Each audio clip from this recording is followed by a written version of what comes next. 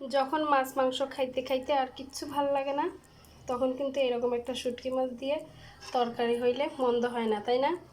Hello, আসসালামু আলাইকুম everyone. আমি তনু রহমান। আজ নিয়ে আসলাম কি রান্না জানেন? কাঁঠালের কাঁঠালের আটি দিয়ে, আলু দিয়ে আর হচ্ছে ঝিঙা দিয়ে শুটকি মাছ রান্না। মানে বেশ কয়েকদিন ধরে মাংস খাইতে খাইতে একদম ভালো লাগে না মাংস খাইতে, তাই এটা রান্না করলাম। আর সাথে অন্যান্য সবজি আছে, কিন্তু এটাই আপনাদের সঙ্গে শেয়ার করলাম। খুবই মজাদার একটা খাবার, ঝিঙা দিয়ে শুটকি মাছ দিয়ে কাঁঠালের, তারপরে যদি কাঁঠালের আটি থাকে তাহলে তো কোনো কথাই নেই। আচ্ছা, কাঁঠালের আটি হবে না বিচি হবে? সরি, আমি ভুলে যাই, কাঁঠালের বিচি নাকি আটি কি হবে অবশ্যই বলবেন, আমি এটা আসলে ভুলে যাই। তো চলুন কীভাবে আমি রান্না করলাম। এই হালকা পাতলা একটা রান্না, আমার হালকা পাতলা হলে আমার কাছে কিন্তু খুবই টেস্ট লাগে এই সবজিটা, এই রান্নাটা, মানে লইটা শুটকি দিয়ে এই তরকারি রান্নাটা খুবই টেস্ট লাগে। ওকে, চলুন দেখা যাক।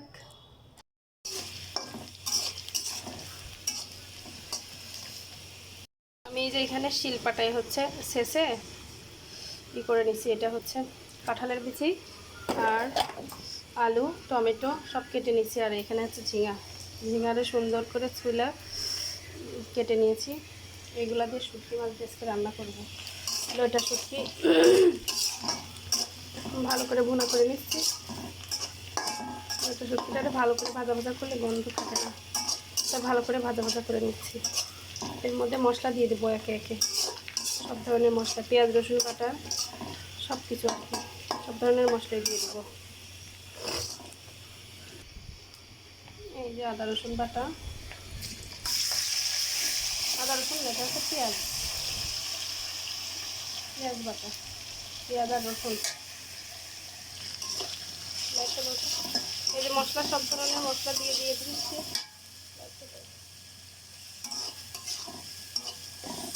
ভালো করে কষাই নিব।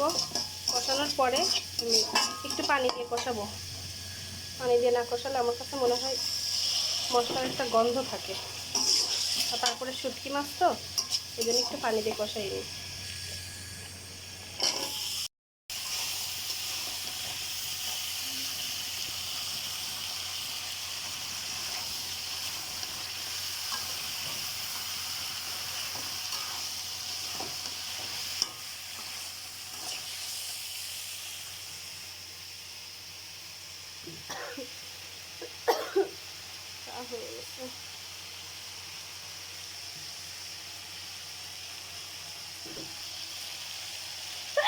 আলহামদুলিল্লাহ।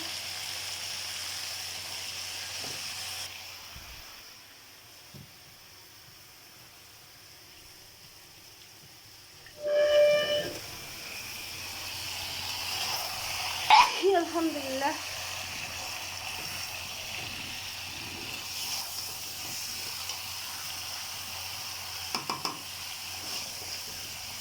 কমে যাবে, এক কড়াই যদিও দেখা যাচ্ছে এখন, এক কড়াই থাকবে না, একদম কমে যাবে।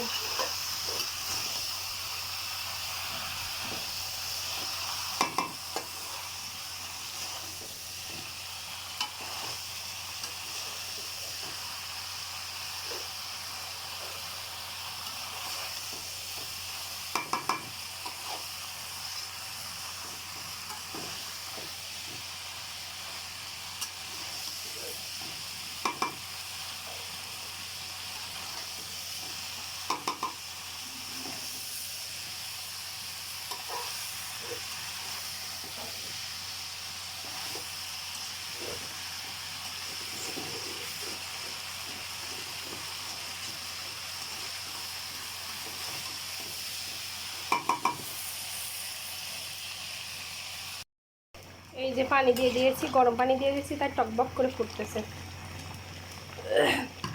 এখন কিছুক্ষণ ঢেকে রাখবো।